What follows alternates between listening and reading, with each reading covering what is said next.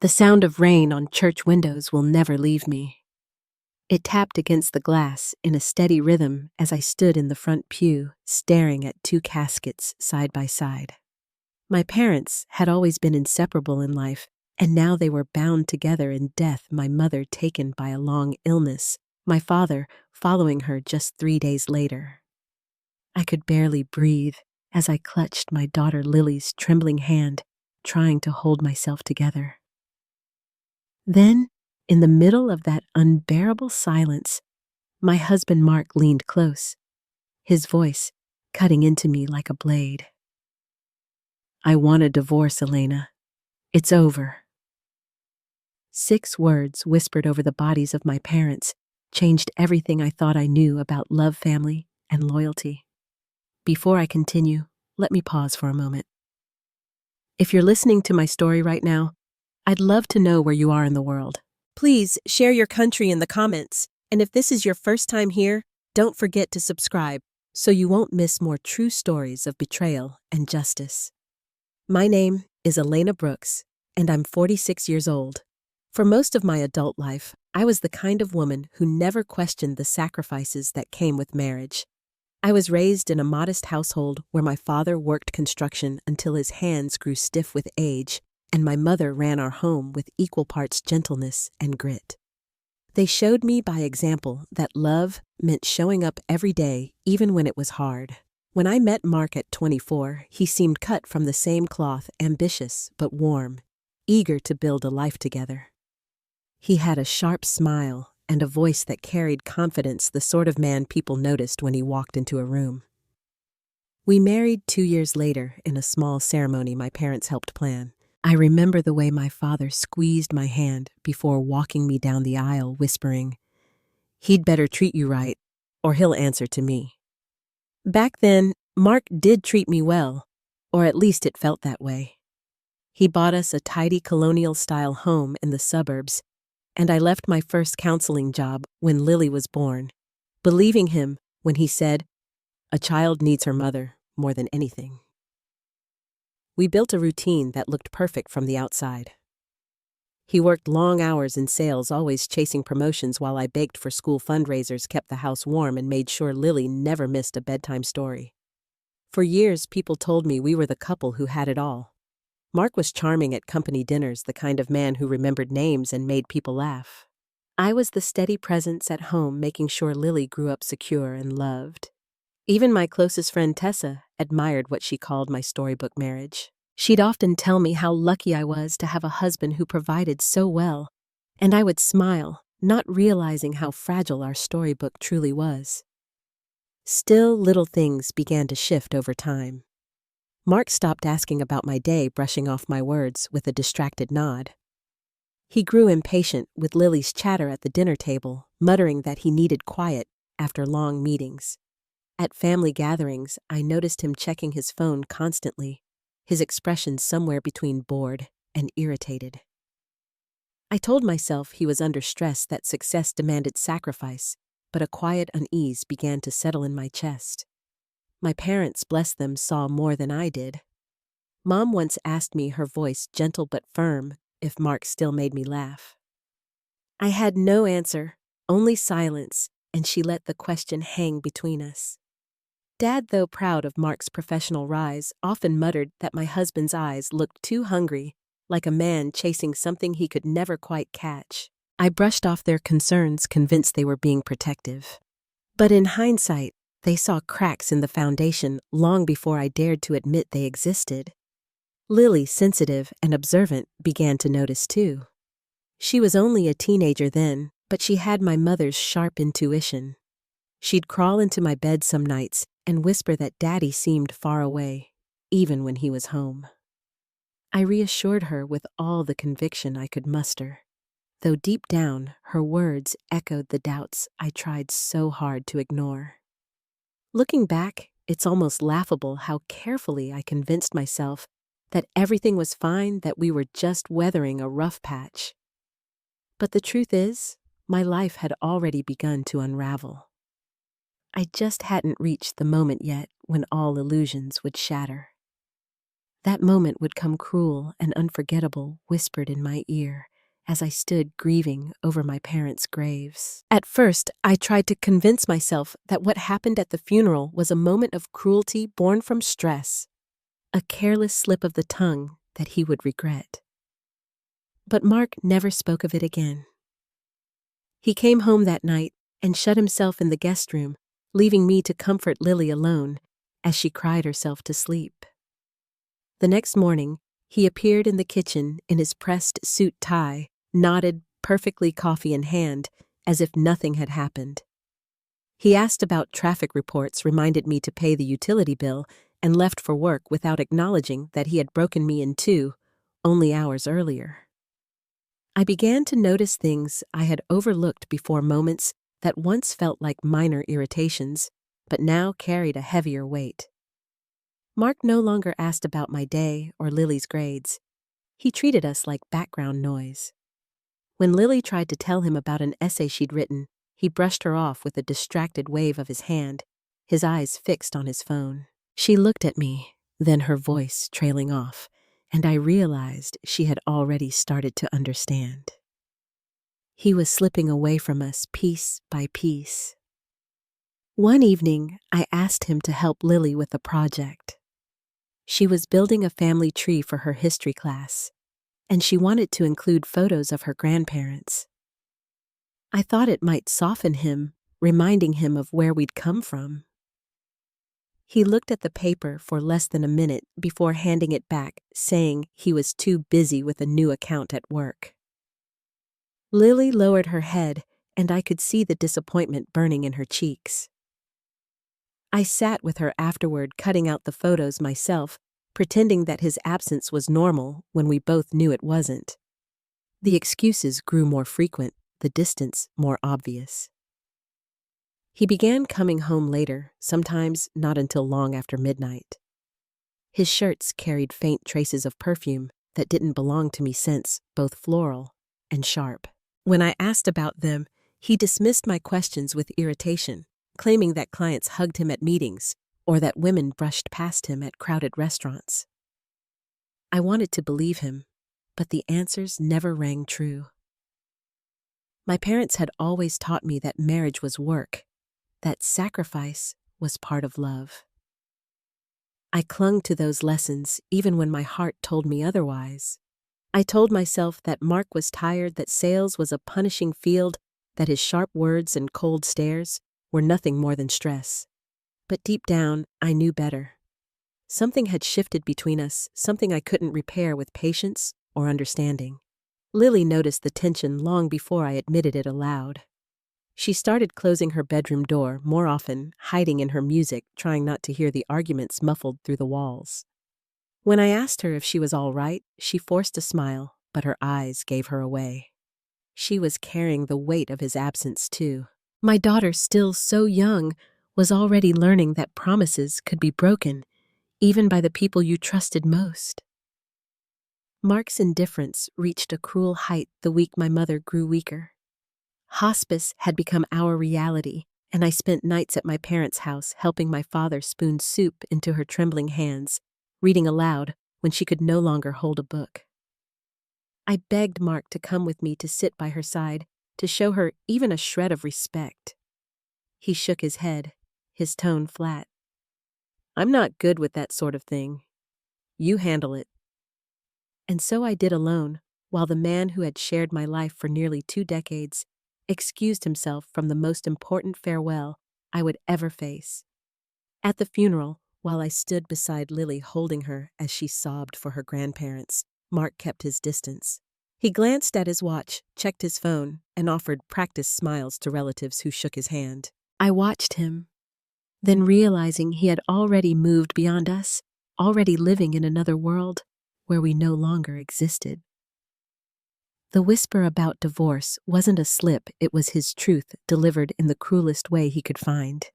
In the days that followed, I lay awake at night replaying every word, every cold glance, every lie I had forced myself to believe.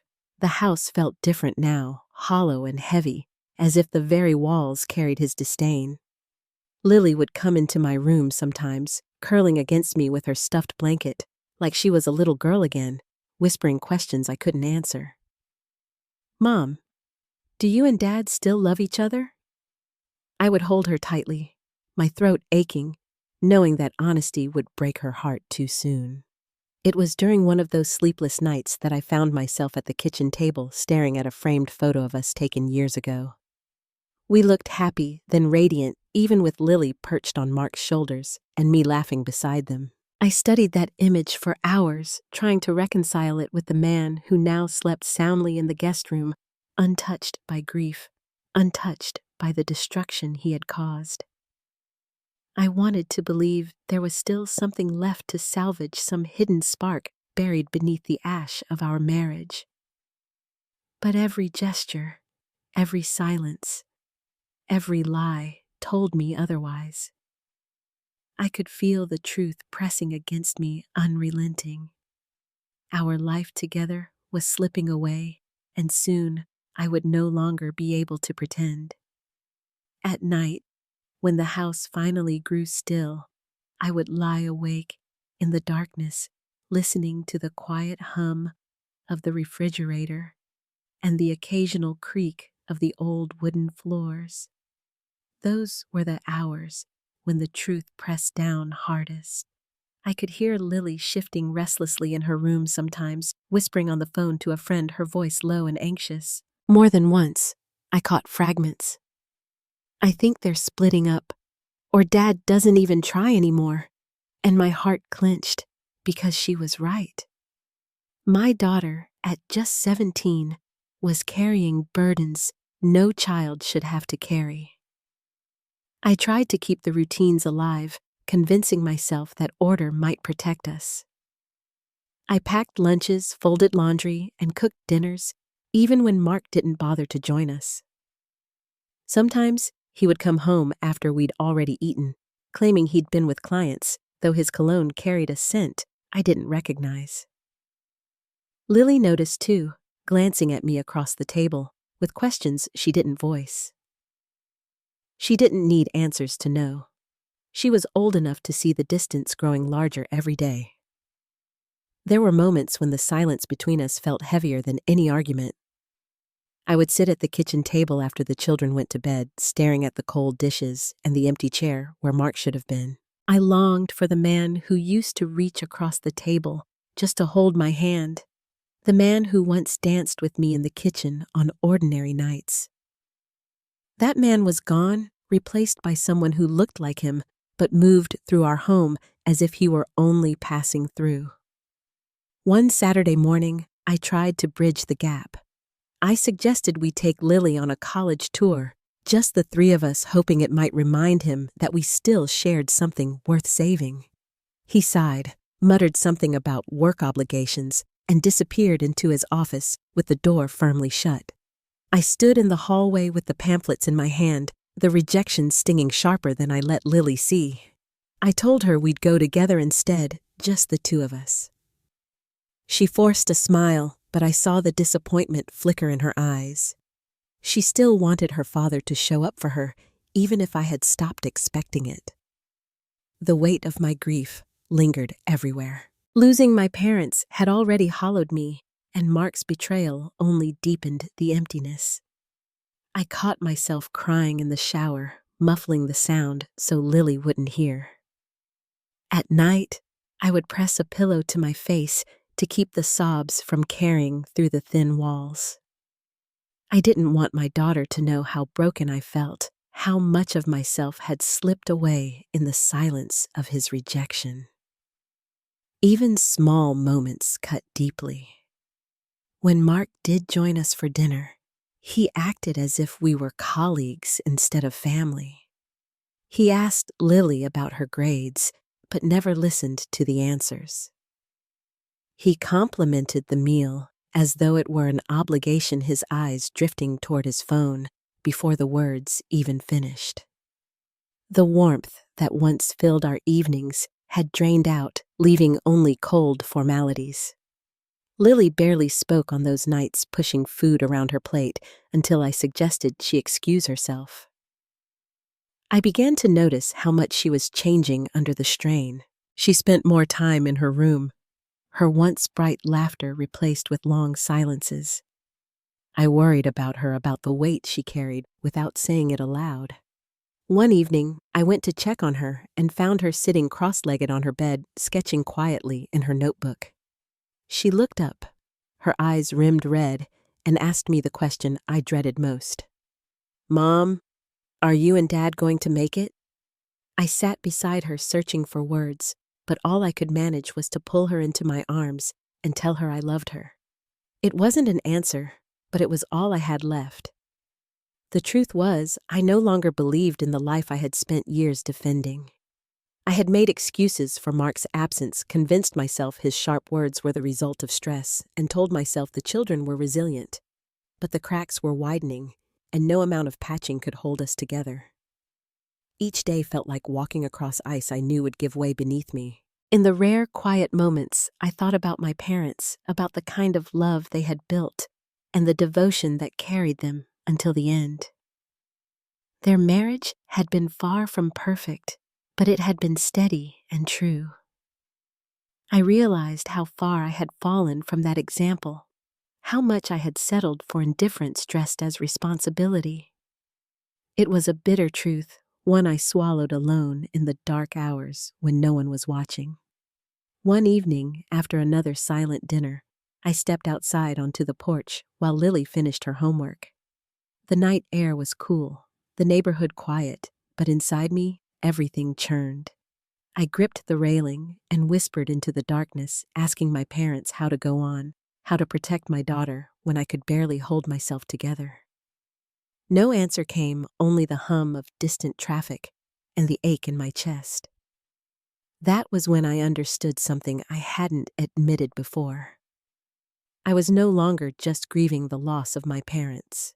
I was grieving the loss of the life I thought I had, the marriage I had defended, and the man who had walked away long before he whispered those words at the funeral. In the weeks after the funeral, I tried to distract myself by sorting through my parents' belongings. Their house still smelled faintly of lemon polish and the lavender soap my mother always kept by the sink.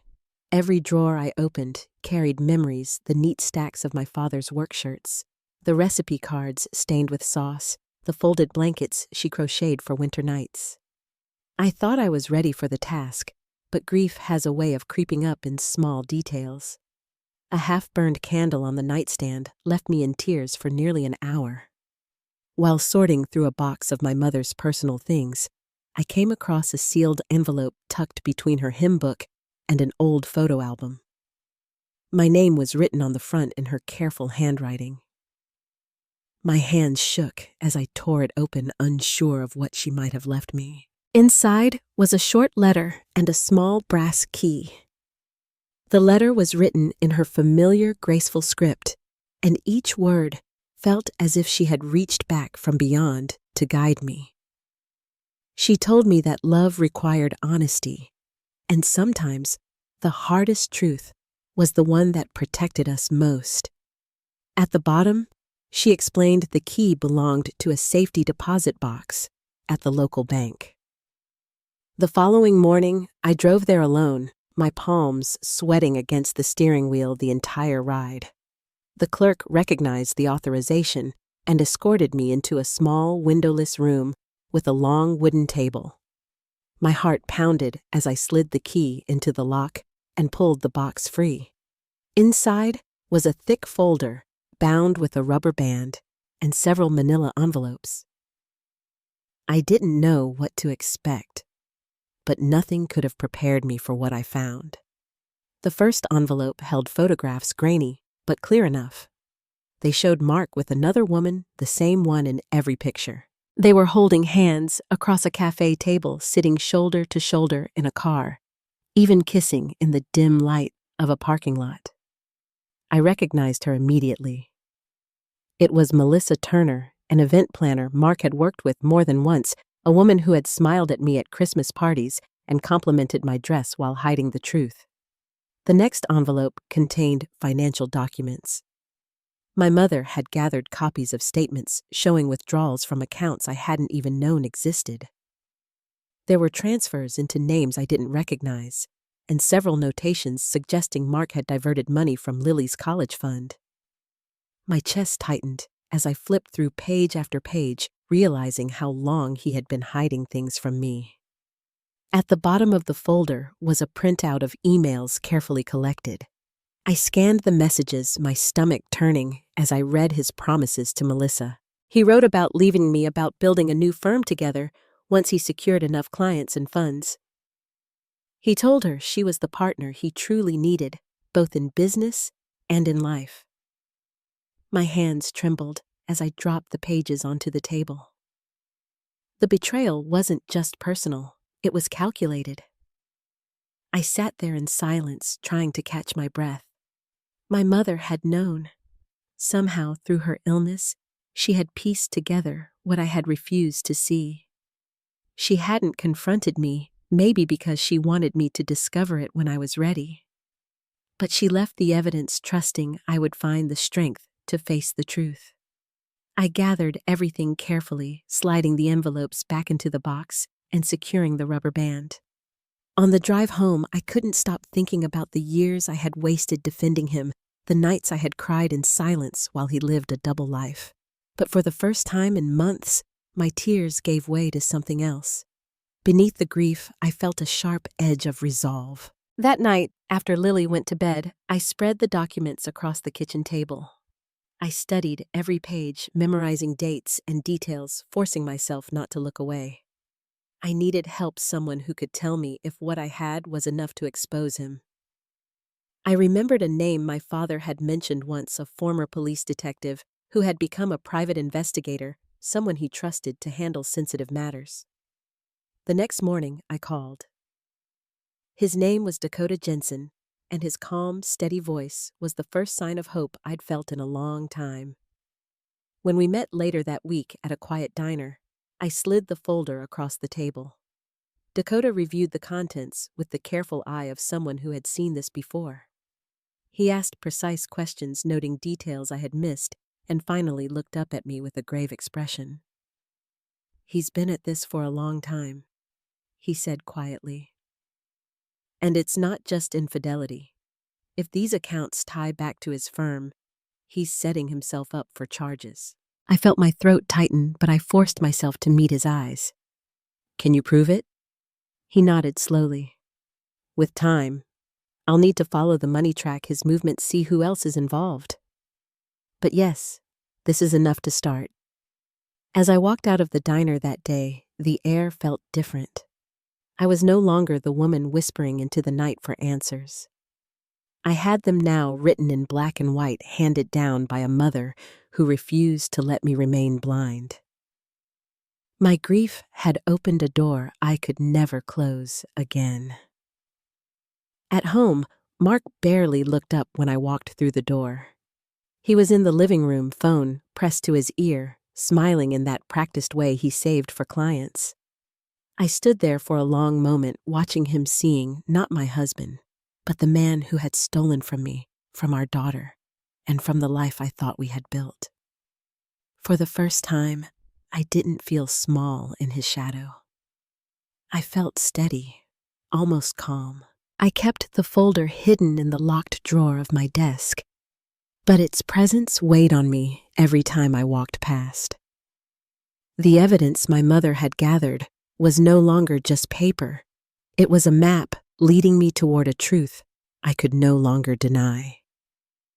Every evening, once Lily had gone upstairs, I would sit at the table reading through the documents again until I could recite the dates and numbers by heart. I knew that if I wanted to protect my daughter and myself, I needed to move carefully, not recklessly. Dakota became my quiet anchor during those weeks. He followed Mark, discreetly documenting his late-night meetings with Melissa, photographing the cars they drove, even tracing the restaurants where their bills conveniently ended up on company accounts. Each time we met, he handed me a manila envelope filled with his findings. I accepted them with steady hands, though my stomach knotted tighter with every new page. It was no longer suspicion, it was proof, stacked higher and higher until it threatened to topple. The next step was legal protection. And for that, I needed someone fierce. A friend of my mother's recommended a seasoned attorney named Margaret Walsh. She had a reputation for being sharp, unflinching, and loyal to the women she represented.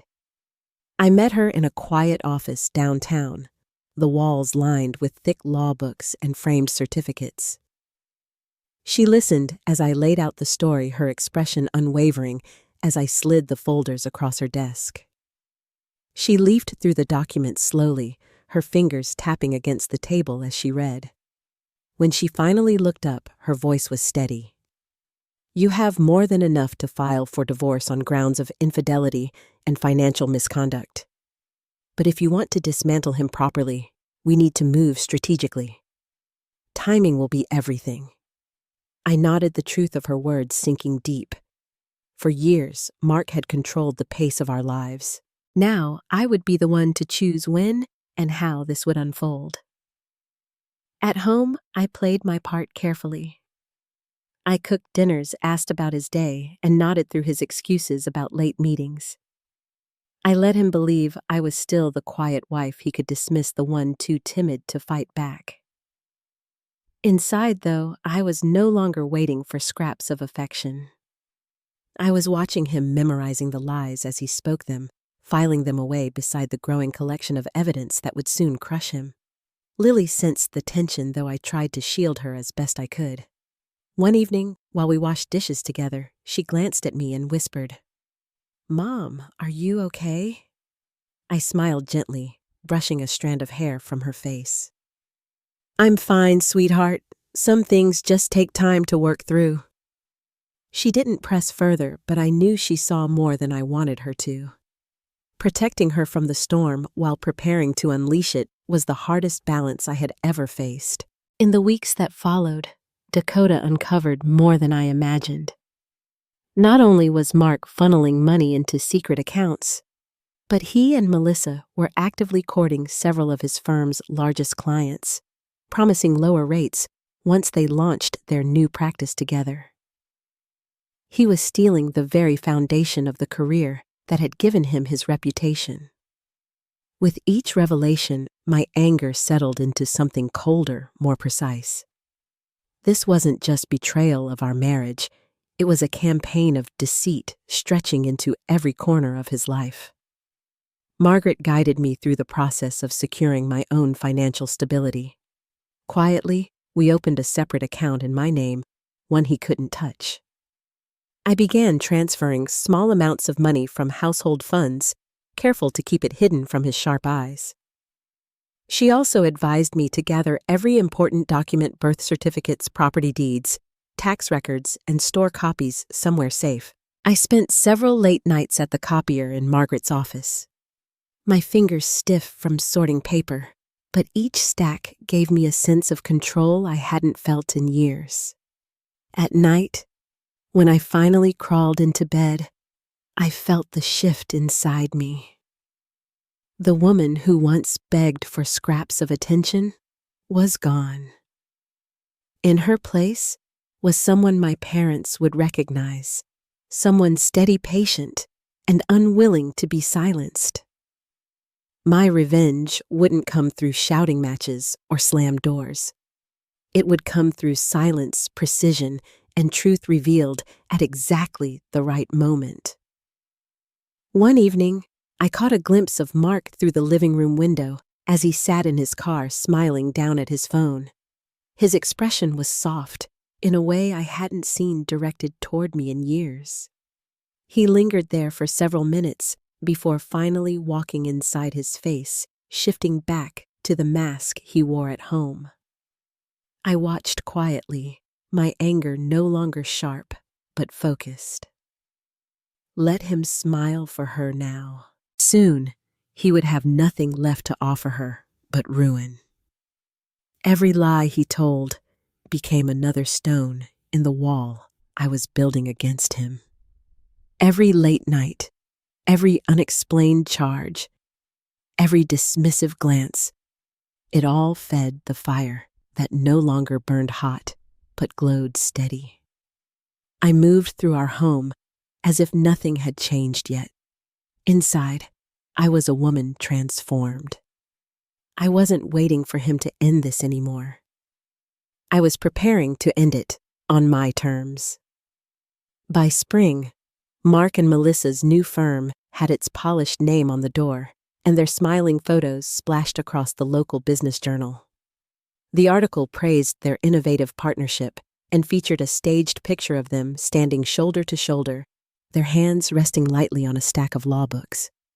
I clipped it from the paper and set it on my desk beside the file my mother had left me. To the outside world, they were the golden pair on the rise. To me, they were thieves sitting on a powder keg, and I held the match. Margaret and I spent weeks preparing the filings. She combed through every detail, aligning Dakota's reports with the financial statements I had gathered. Each document was cross-checked and organized into neat binders. When we move, she told me we move all at once. No warning, no chance for him to scramble. I nodded, keeping my voice steady. The thought of confrontation no longer frightened me, it steadied me. The morning we acted began like any other. I packed Lily's lunch, kissed her forehead, and sent her off to school. Then I drove downtown, a folder on the seat beside me, the weight of it heavier than stone. At Margaret's office, we signed the last of the divorce filings. From there, she handed sealed packets to a courier who would deliver them to Mark's firm, the State Bar Association, and the district attorney's office. At the same time, Dakota sent digital copies of the surveillance reports to Mark's largest client, the one he had been trying hardest to steal. The cascade had begun. By noon, my phone began to buzz. A neighbor called, her voice trembling with curiosity. "Elena, have you seen the news? They're talking about Mark?" I turned on the television just in time to catch his face flashing across the screen. The anchor reported allegations of embezzlement and misconduct, citing documents obtained by investigators, and noting that complaints had been filed with the bar. Photos of him and Melissa appeared on the screen, their smiles frozen beneath the scrolling headline, "Local Attorney Accused of Fraud and Infidelity." That evening, when Mark finally walked through the door, his mask had cracked. His tie was loosened, his face pale, and he dropped his briefcase on the floor with a heavy thud. He didn't look at me at first, only poured himself a drink with a shaking hand. "You knew," he muttered finally, his voice tight. I held his gaze calm and steady. "I didn't need to know, Mark. You left a trail a mile wide. All I did was stop ignoring it." His anger rose quickly, but I didn't flinch. For years, he had controlled the tone of our house with his moods. But that night, his fury fell flat against me. He accused. He deflected. He begged for time, but I said nothing more. Silence was sharper than any reply.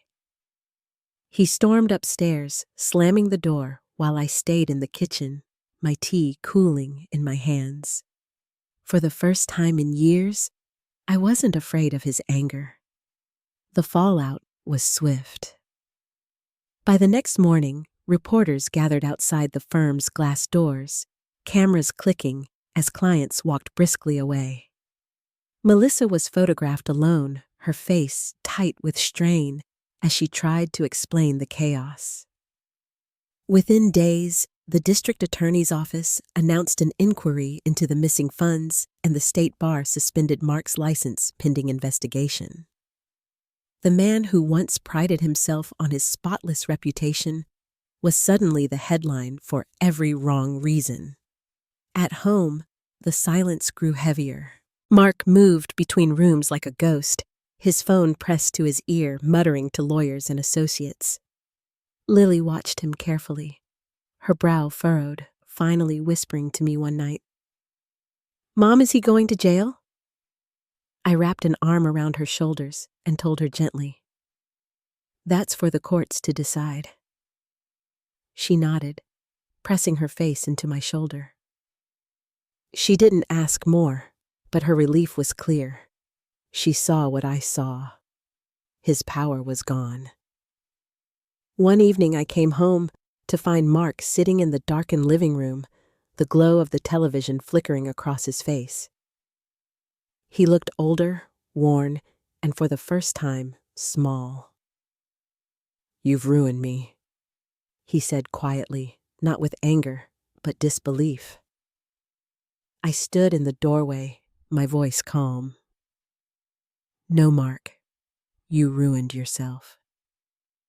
I just stopped protecting you from the truth." He had no reply. He turned back toward the screen, and I walked upstairs, closing the door firmly behind me. The man who once whispered divorce over my parents' caskets now sat drowning in his own disgrace. Every secret he thought was safe had been pulled into the light, and every lie he told was collapsing under its own weight. Watching him unravel, I felt no joy, only a steady certainty. The reckoning he had mocked me for never came through my anger. It came through the truth he couldn't outrun. The weeks after the scandal broke were filled with headlines that refused to fade. Each morning, the newspaper carried fresh details about the investigation, and each evening, the local news replayed clips of Mark ducking away from reporters. The man who once thrived on attention now recoiled from cameras, his shoulders hunched, as though he could shrink himself out of sight. At home, he moved in silence, packing documents into boxes and making calls behind closed doors. But nothing he did slowed what was already in motion. The district attorney filed charges for embezzlement and fraud, citing the misappropriation of client funds and the scheme to transfer accounts into hidden ledgers. Melissa's name appeared alongside her role impossible to deny.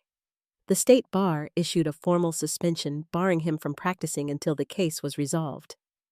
He tried to reach out to former colleagues for support, but the same men who once toasted him at conferences now refused his calls. The empire he had built on charm and manipulation was collapsing brick by brick. Lily and I sat together one evening as the television replayed a clip of Mark walking into the courthouse. Cameras flashed, reporters shouted questions, and his face, once practiced in composure, looked drained and uncertain. My daughter turned to me quietly and asked, "Mom, is this what he deserves?" I hesitated before answering, brushing her hand with mine. "This is what happens when the truth finally comes out," I said.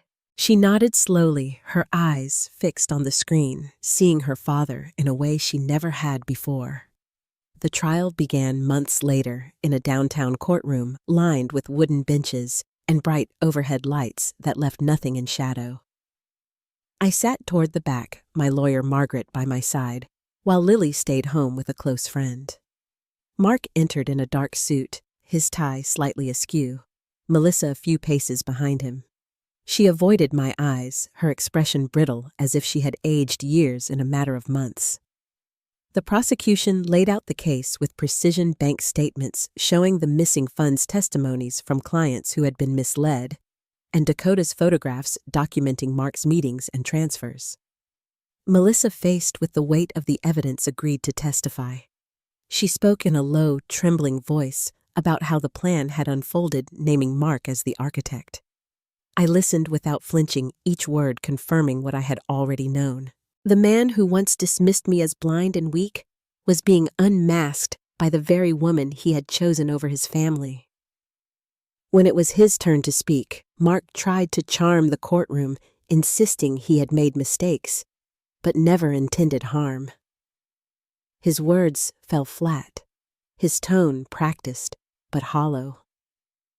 The judge, a stern man with a patient gaze, reminded him that intent did not erase the harm done, nor the trust broken. I watched as Mark's shoulders slumped, his confidence drained away under the weight of truth. The verdict came swiftly. Guilty on multiple counts of fraud and embezzlement. The sentence, 8 years in federal prison, restitution of the stolen funds, and permanent disbarment. As the judge read the words, Mark stood motionless, his jaw tight, his eyes fixed on the floor.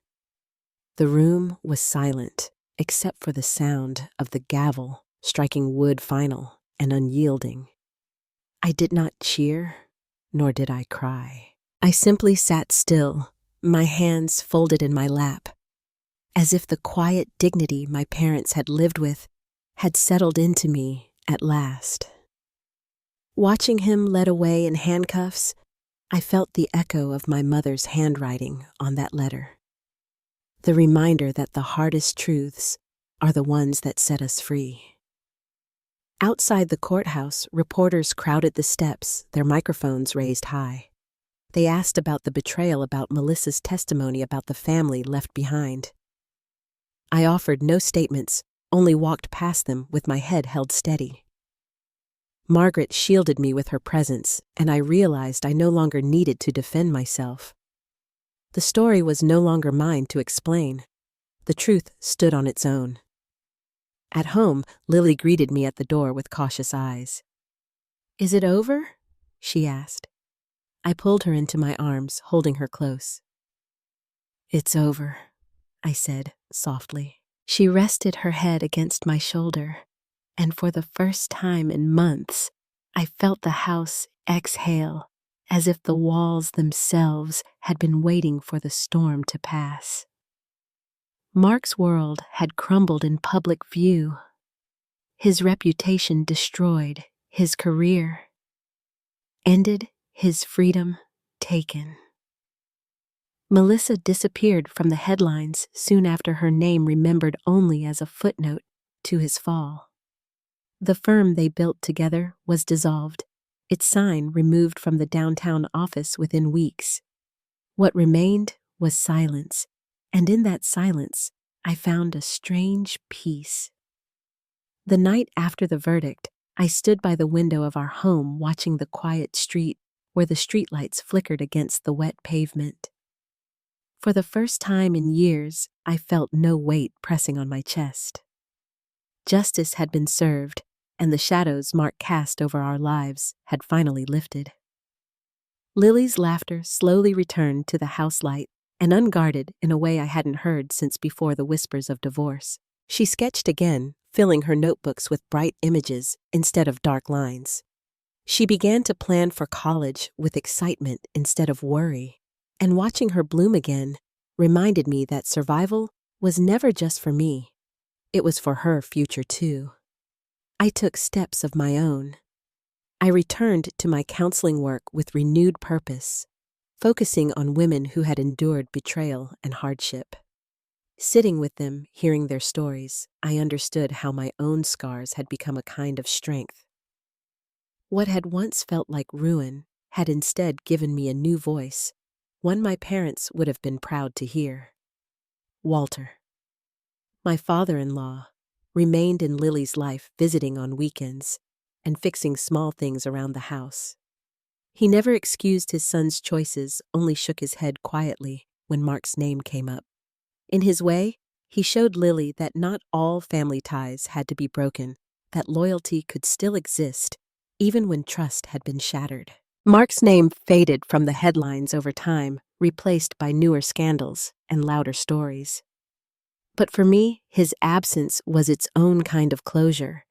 The man who once thought he held all the power had been reduced to a memory of handcuffs and shame. I didn't gloat, and I didn't linger on his fall. Instead, I built a home where his shadow no longer reached. In quiet moments, I thought about my parents. I imagined my mother's gentle voice telling me I had finally faced the truth, and my father's steady hand guiding me through the storm. Their legacy wasn't only in the evidence my mother left behind. It was in the resilience they had planted in me, long before I knew I'd need it. Looking back, I realized the true victory wasn't in Mark's sentencing or in the collapse of his firm. It was in reclaiming my dignity, in showing my daughter that betrayal cannot erase self-worth. We cannot choose the cruelty others deliver, but we can choose how we rise once the silence breaks. Before we close, I'd love to know, have you ever found strength in the very place you thought you'd lost everything? Share your thoughts in the comments, and if you'd like to hear more true family stories, stay connected here.